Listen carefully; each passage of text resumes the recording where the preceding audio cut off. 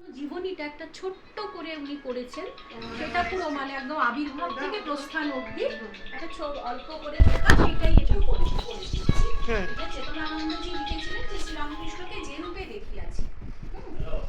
ধন্য সেই দেশ যে দেশে শ্রীরামকৃষ্ণ জন্মেছিলেন, ধন্য সেই পিতামাতা যারা এই দেব শিশুকে সযত্নে পালন করেছিলেন, ধন্য সেই মানুষেরা যারা তাকে দর্শন না করেও তার অমূল্য আধ্যাত্মিক সম্পদের অধিকারী হয়েছিলেন, ততদিক ধন্য সেই অল্প সংখ্যক মানুষ যারা তাকে দর্শন করেছিলেন, তার কথামৃত পান করেছিলেন, তাকে স্পর্শ করেছিলেন, তার সঙ্গে কথা বলেছিলেন এবং তার কাছে থেকেছিলেন।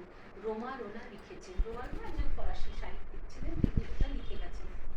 মানব দেবতা শ্রীরামকৃষ্ণের জীবনীতে আমি জেকবের সিঁড়ির কাহিনী বর্ণনা করব, যে সিঁড়ি দিয়ে মানুষ অন্তত দিব্য দুইটি পথ, স্বর্গ হইতে মর্তে এবং মর্ত হইতে স্বর্গে অবিরাম অবিচ্ছিন্নভাবে ওঠানামা করেছে।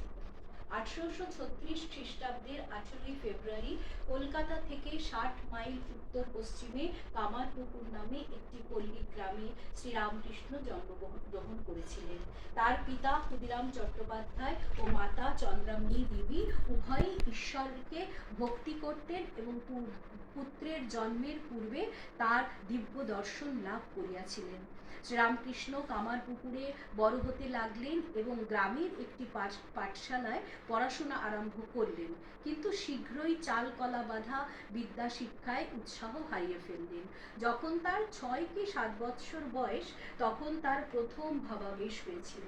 পরবর্তীকালে তিনি ঘটনাটি সম্পর্কে বলেছিলেন, মানে এটা রামকৃষ্ণদেব পরে বলেছিলেন কি হয়েছিল।